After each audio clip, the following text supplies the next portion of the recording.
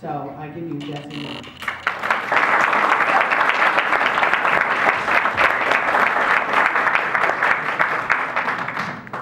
All right, well, welcome. I guess you've been here a while. Let me give you some new updates. I think the last time I spoke before this room, I talked to you all about identity and what the identity of the 26th district is. And if you don't remember, I shared with you that the 26th district is actually the highest voter engaged district in the state of Washington. Anybody remember that? Okay, a few of you. Okay, so great. So let me give you what your identity was in the primary this year. So I come from, I've been traveling around, certainly working a lot of doors in the district. You know, as Chris alluded to, we've turned from 2 to 6 out of the 9 seats, in large part because of the voter engagement and because of your effort. And Representative Griffey spoke to that as well. But in the primary, we bucked a trend.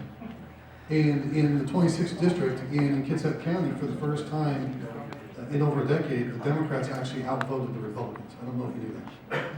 And it really drove down numbers. Now, Representative Griffey and Representative McEwen both won their primaries. Well, actually, all of us won our primaries.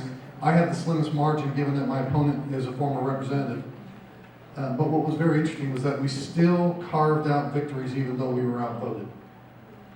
But I'm fresh back, and I can tell you that some of the polls that we just got back that I was speaking with leadership in the House about today show that there's an apathy among our voter base. And it is very, very crucial that we turn that around. And it must start tonight.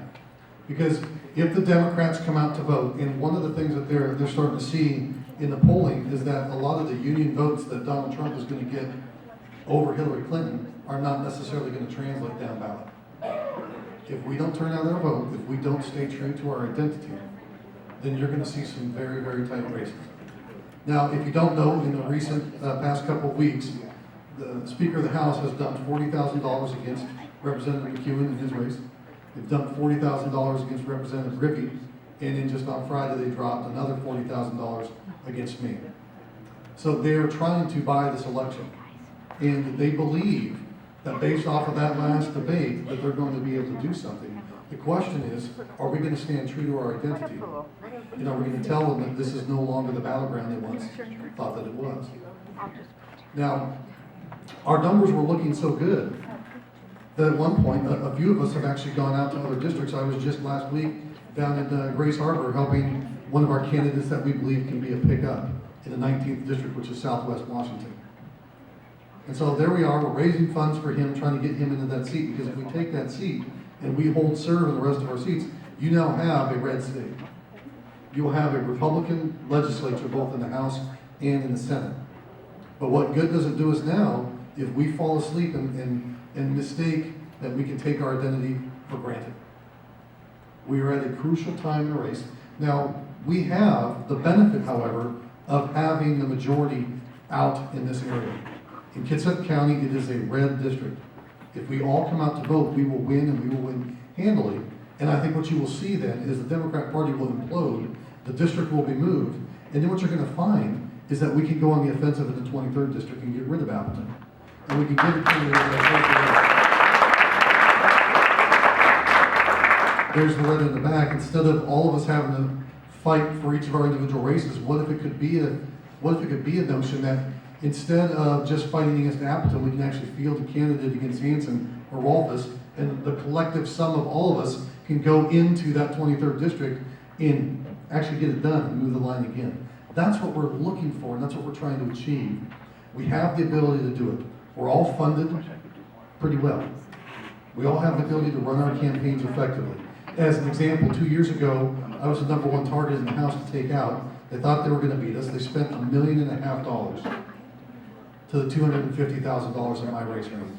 As of tonight, I'm sitting at over $1,000 more than my opponent at 121, and he's at 120, and that's after they just gave the 40. See, so they're having to try to catch up. And I think we've taken for granted that the Democrats are so lethargic because of how bad Hillary is, that maybe that will allow us to take a little bit of a breather. Now, historically, that's not good. If we take a breather, then they get a chance to catch their wind and come up. We don't want to be the tortoise and the hare scenario. We don't want them to come up right at the end and pass us because we're celebrating victory early. That's my fear. Now, with regard to how that race or how these races can turn out, we have the benefit of probably another week and a half of where our advocacy in terms of knocking on doors and voter outreach is going to be persuasion to try to get people to really vote. And if you engage now, you will be ready for what's going to happen on the 17th or 19th, whenever the ballots drop. It's either Monday or Wednesday, I've heard 2 different days. But the ballots are going to drop either the 17th or the 19th of this month. At that point in time, we need to have everybody on the doors doing get out the vote. If we turn out our people, if you're ready and you're primed, then we will slaughter them. We have the numbers. We have the money. Most of us have already spent our dollars, so the TV slots are bought. The best thing about them giving money to our opponents late is that they're going to get a really crappy buy. So, for example, if you understand, when you're buying TV, when you're buying media, if you buy early, you spend very little. But you're competing with everybody. So the fact that they just gave money now means that we can force them to waste their money so we can win these other seats. And if we turn out our volunteers and they have to turn around and spend their money to try to counter us with paid door knockers, then we will absolutely claim the clock. That's how important it is for you to engage with us on voter turnout and getting out the vote.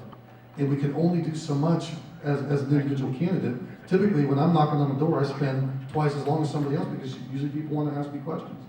But to get through the volume of doors that we need to get to get through the volume of calls that we need to get to, your efforts can have a very, very tremendous impact. And all you have to do is turn out. All you have to do is call some neighbors. We have the resources. Chris has put together quite a platform.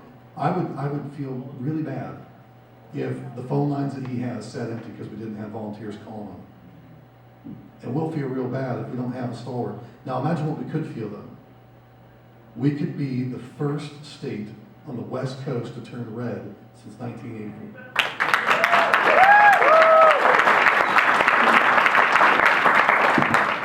We are that close. The numbers are close. We're just worried about turnout. We can't predict what the turnout's going to be.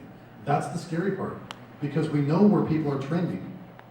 The candidates, at the federal level, and that's the other thing too, is that I'm sorry that this election season has been so tiring. The fact of the matter is, this is the high water tide for election seasons. Because if you think about it, really the election season began a year and a half ago when you had 17 or 18 or 19 candidates running for president. Everybody picked a horse, and they've been running for a full year, and everybody's tired. And we just got 4 or 5 more weeks. That's all we need. Anybody can stand on their head for a month.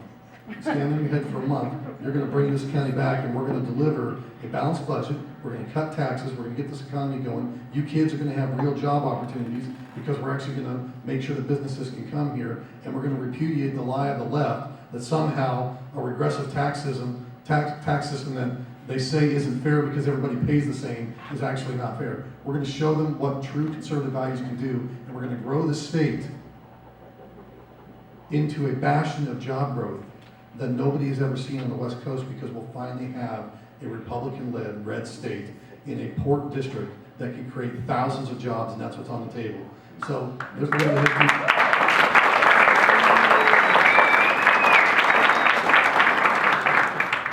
All you have to do is stay true to your identity. I started with that. We are the highest voter engagement in the state. If we maintain that identity, if we get out, and if we call our neighbors and we leverage the resources we have, we will win this. So thank you for your time. I know it's been a long night.